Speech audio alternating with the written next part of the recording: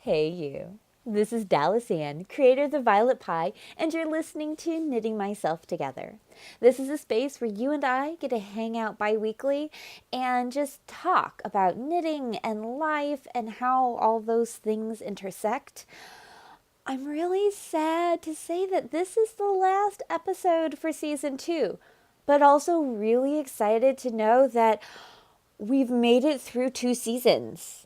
How is that even a thing in my life? I'm so excited. I'm so excited. And season 3 is already planned and on the books, and we will be back to have this conversation again in January. I'm so excited. Our theme is going to be knitting ennui because post-holiday mid-winter slump is terrible on all of us. And that's what I wanted to talk about next season. That being said, that's not what we're talking about now.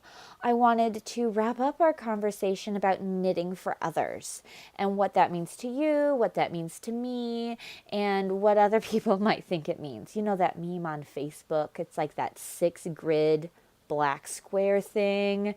That's what I'm thinking about right now. If I can find something like that, I'll stick it in show notes because they just crack me up so much if I can find something related to knitting. But, okay, let's just put the brakes on all of this and focus. So I gotta ask, do you knit for others? I haven't heard back from a lot of you this season in various social media. Y'all left amazing voicemails, but that was what you think when other people ask you to knit for them. This question is, do you actually knit for other people? And I can genuinely say, unless you're my kid or my significant other, the likelihood of me knitting for you is really, really, really slim. Because I don't have time for that. And generally, unless you're a baby, you're not worthy of deserving of my knitting. That's just the way that works. I mean, we all have to agree here. Babies are the most singularly deserving people on the planet to have hand knit goods. I mean, this is so much a universal fact that one of my patrons, Mindy, she went on for a significant chunk of her voicemail just about knitting for babies. So I'm going to play that now for us so we can enjoy that. And I'll see you on the other side. Hi, this is Mindy in Colorado Springs, Colorado, and my 3 words describing how I feel about knitting for other people are maybe for babies. I like doing baby shower gifts, whether it's just simple rag cotton hats, which I made for my own kids, which were practically bulletproof and did well in the washer and dryer, or I just completed my first baby blanket for my husband's cousin's impending arrival. I like doing baby knits because they're quick and gratifying. They're a little bit more personal than just buying off the registry. Where I come into maybe some minor issues with it is I generally try to use something washable because I hate giving a new parent a chore to do, like hand washing a hand knit good.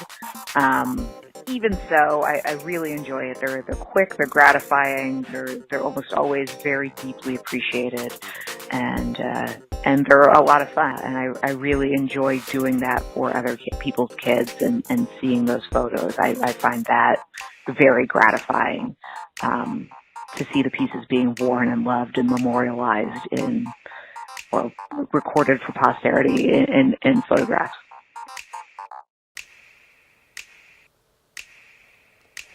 So, yes, knitting for babies is the best.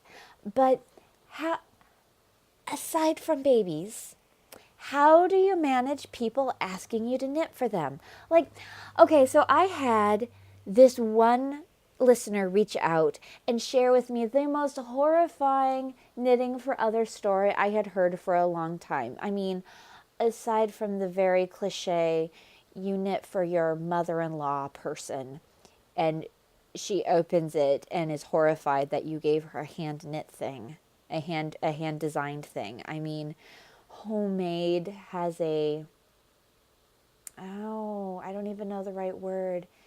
It has a stigma associated with it for some people, and they just don't like it. But some people like actively reach out and want you to knit things for them, like for fundraisers. And what do you do about that? Fundraisers run rampant during the holiday season, all for good and wonderful causes and reasons.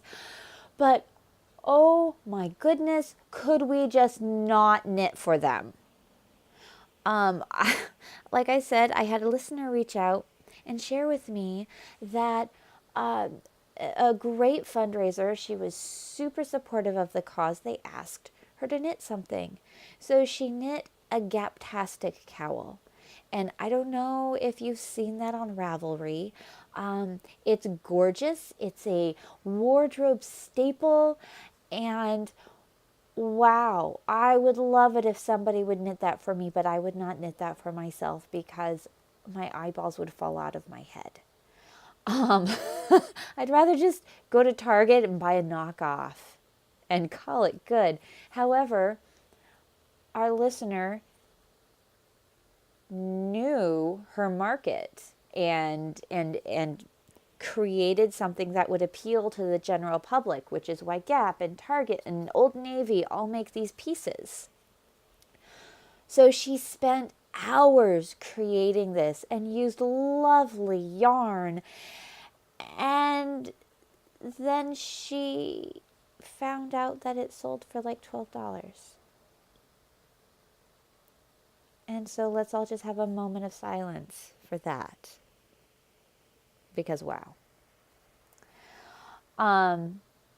If I was in that position and I saw that it was going for $12, I would bid on it myself for 15 and just take it back. Because, oh, I'd rather just give the fundraiser $15 than knit. It's like fundraisers at school.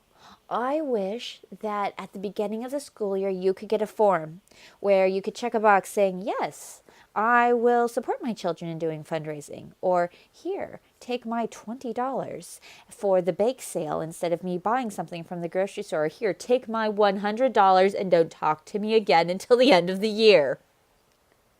I mean, really now. Sorry, tangent. So many fundraisers in my life right now.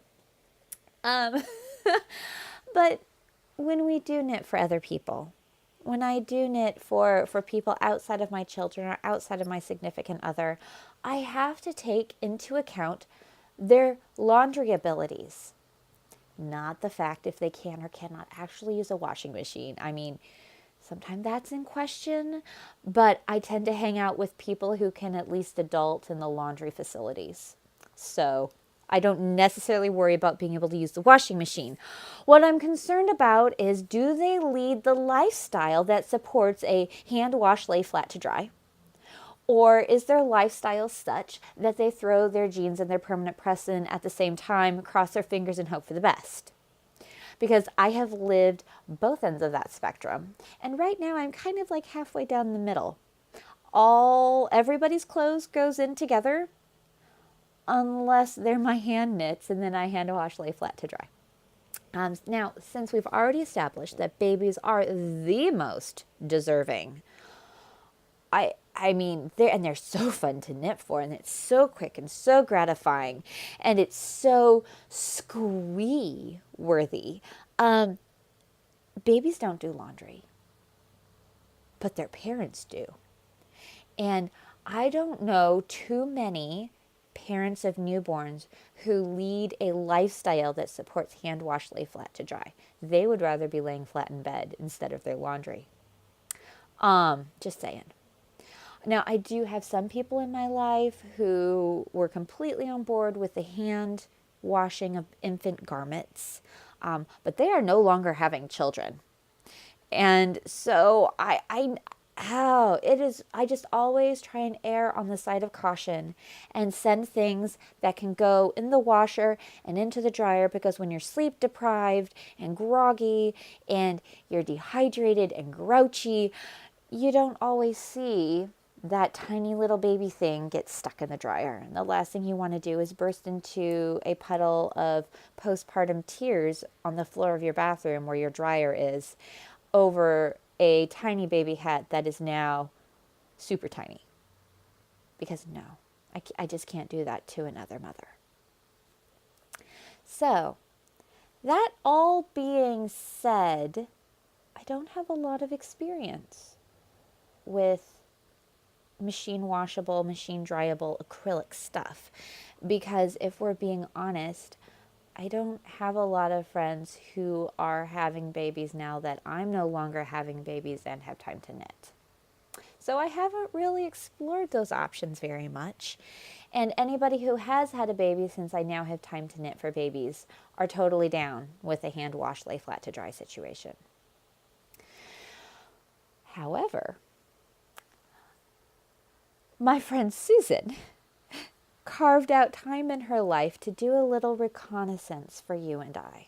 Because as much as I really wanted to go to my big box stores like Michael's and Joann's and grab stuff online from Knit Picks and places like that and knit a bunch of swatches and do the scientific research of photographing everything before it went into the washing machine and everything after it came out of the dryer, I'm really, really busy knitting for you and designing for you actual garments, not just swatches and not just baby stuff. But Susan, on the other hand, was totally willing to take one for the team because science. And so I'm going to ask her to join us today and hang out and give us the lowdown on all the squares that she knits. So hey there, Susan. Hello, hello. Yay! So take it away. What have you been knitting and how did it turn out? So, me and my love of swatching went just a skosh overboard, and I have 9 yarns that I reviewed for everyone. And they range from sock yarn to a fairly bulky weight. And I'm very, very happy with some of them and disappointed with others. But you know, win some, lose some. It's acrylic. Right? At least we won some. Yes, there was some winning here. So do share what can be expected in the show notes, because it's all good and well to talk about this stuff, but this is not a YouTube podcast. This is an audio only podcast. So how can other people see what you're saying?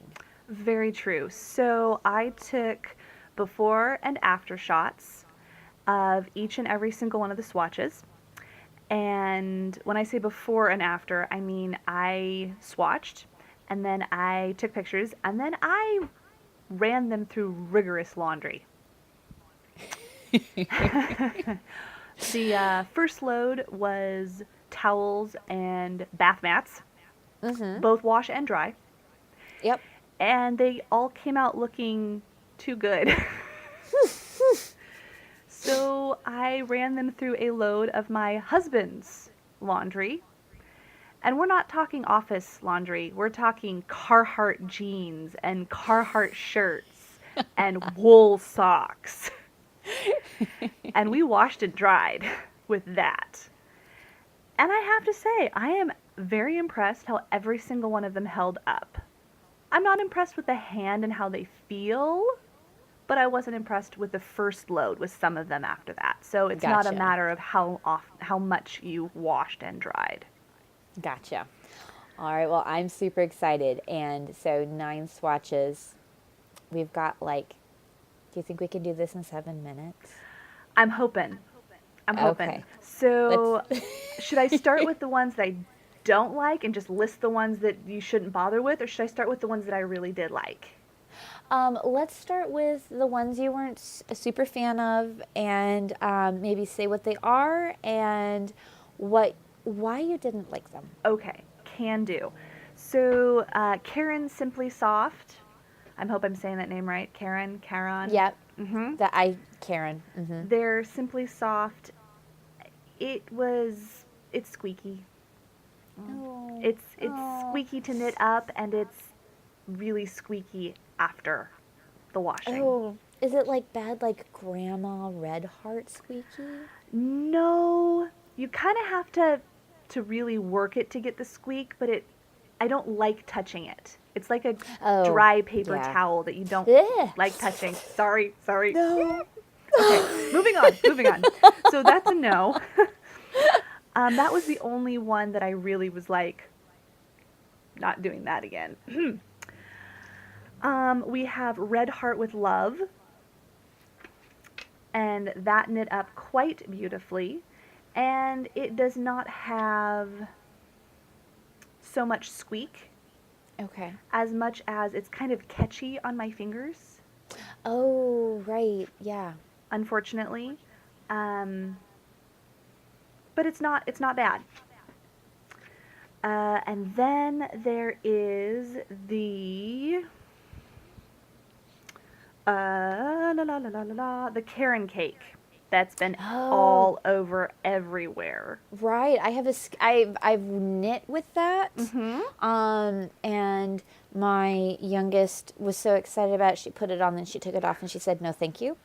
But then I have another skein of it that I was thinking about doing like a knit just for me Yes. over the holiday break. But I don't know. Is it worth it? It actually is. I did want to mention also what I didn't like about the Karen Simply Soft was that it haloed severely after Oh, washing. Like, bad news. hello, Angora rabbit. In a very bad way.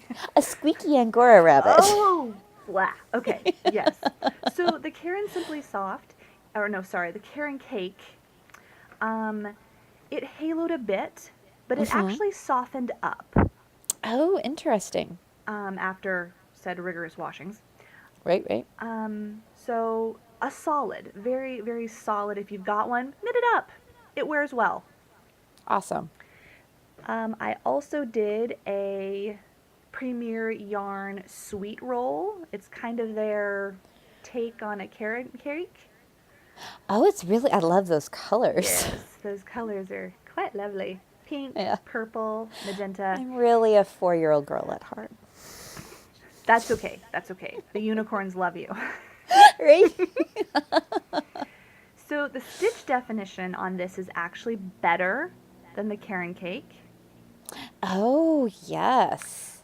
And it doesn't halo quite as much out of the wash, and it is significantly softer after washing. Interesting. So Oh, softer than the and Karen cake. do you remember the price difference? That is actually a very good question. I did not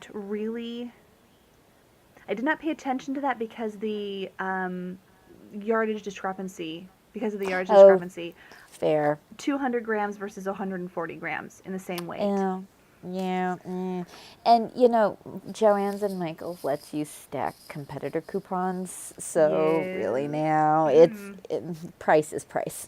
Right. So those were the cakes that I knit up. Then we did a Red Heart Soft Essentials bulky weight. Which is different than the other Red Heart you talked about. Yes, it is. And while it halos quite badly, unfortunately, after washing, I would knit hats out of this all day, every day. Oh, It is yes. so very soft and not squeaky, even when I give it a good rubbing. And yeah, I do like it, actually. My daughter's actually going to get a hat out of it. Awesome. Yeah. So that was the bulky weight I did. And then the One that the brand I had never used before is called Loops and Threads. Okay, where did you get that one That from? one's from Michaels. Okay. And they have like their whole color wheel thing going. So you can get like Oh. mini skeins of all of the colors of the color wheel. And the colors are top notch. They're really nice. Did they bleed at all when you washed them? That's actually a very good question. I did not see anything on my light towels, Oh, good. And that was the first load that you and did. that was the first load I did. Perfect. Yes, and I have very, very light tan towels. So yeah, if the turquoise had bled, we would have seen that. Yes. This one is amazing. I have never had better stitch definition or more even It stitches. looks great. Yeah. And did not halo out badly, even with a bit of Velcro that I didn't know was in the wash. So yeah, this one, the Loops and Threads color wheel. I really, really like that one. My absolute favorite, I would knit an entire sweater out of this for myself, is Premier Yarns Deborah Norville's Everyday. Oh, interesting. I kind of got it's a variegated self-striping, potentially faux Fair Isle thing Yeah. going on. Um, Did you see if they had solids when you were in the store? I actually did not. I can't recall off the top of my head. I'm pretty sure Premier Yarns they had a lot of options. So I'm Okay. pretty confident that their everyday did indeed have solids. Yes. This knit up so soft and so even. It's, and the, what am I trying to say? Drape? The drape. The drape is amazing on it, Huh. which I did not expect from 100% acrylic. Right? It is listed as 100% acrylic anti-pilling, which I didn't see any pills on any of these. So even the ones that haloed badly, it wasn't like the halo felted and pilled? Nope, not at all. Oh, interesting. Yeah, that was very interesting to me. So yes, I really, really enjoyed this one. It was very nice to knit with, and it produced a lovely swatch. Not sure what that's going to be. We'll have to see. I'm definitely going back to knit it.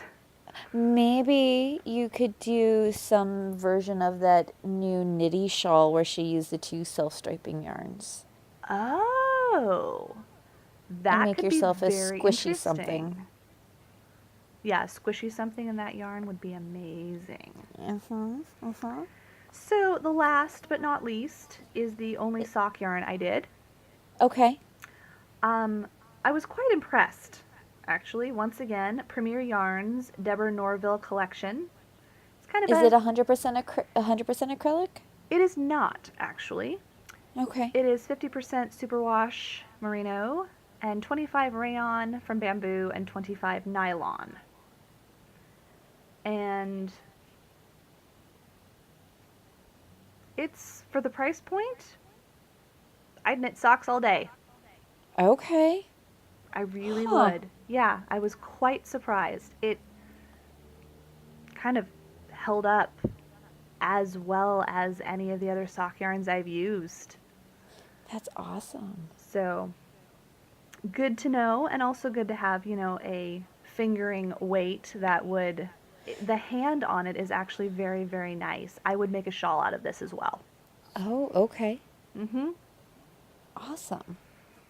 Yeah. I'm really looking forward to seeing your before and after pictures because I haven't seen them yet myself. Ah, yes. And because it's always, I mean, with any yarn that I've ever worked with, some more dramatically than others, they change so much after they've been washed and dried the first time. Mm-hmm. Very true. I was very And disappointed in a couple. yeah, yeah. And so it's always slightly terrifying for me. to knit something in a base that I'm so unfamiliar with. So thank you so much for doing Absolutely. all of that. All of that. Hoping to Yay. help your listeners have some budget options and familiarize Right? them with the yarns that are out there. Yes, because even if we may have very worthy people in our lives to knit for, they may not have the laundering skills to hold up to fancy pants yarn. Exactly. And there's absolutely Oh, nothing wrong with that. no, or they may have super bad allergies and can't do anything but That too. acrylic yarn. Yeah, Yes. acrylic or cotton.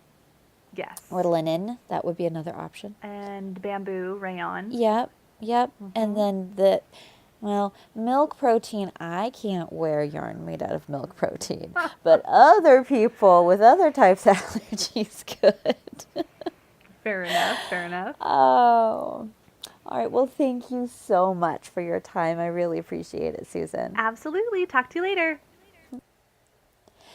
Oh, so like I said before, this is the last episode for season 2. Season 3 is going to be back in January, and I'm really looking forward to it just as much as I'm looking forward to having a little bit more downtime where I can focus a lot more on knitting as opposed to splitting my time between podcasting and knitting and designing. But there is going to be this really neat thing for my patrons over at patreon.com/thevioletpie. Those are people who choose to financially support the Violet Pie, knitting myself together, and just this whole knitting endeavor that I'm working on. And so you can support me for as little as $2 a month if your budget allows, and there are increasingly higher levels of support that offer you more perks. But at all levels of support, every patron will receive a little not a little, they will receive a unique communication put together thing. I'm really failing at my words right now. This is awesome. Basically, I'm working on a deeper dive into my designs. Sort of like a design sketch journal entry. A peek into the way my brain works and why things came out the way they did, what inspired me, what may have gone wrong and ended up turning out even better than I anticipated. It's going to be very visually enjoyable to see and also hopefully enjoyable to read. And these are going to be available exclusively for my patrons. They'll be released over at patreon.com/thevioletpie. There is going to be a preview of sorts. If you're not a patron right now, you can head on over to the blog, and there will be a blog post there that will show you what you can expect as a patron during the hiatus between podcast seasons. So again, all these links will be in show notes, so you can check it out or head over to thevioletpie.com. You can also find me on Instagram and Facebook under The Violet Pie. If you want, feel free to drop me an email. I've had some really lovely email chats with you before, and that's at thevioletpie@gmail.com. So until next time, which will be January, you keep that yarn moving.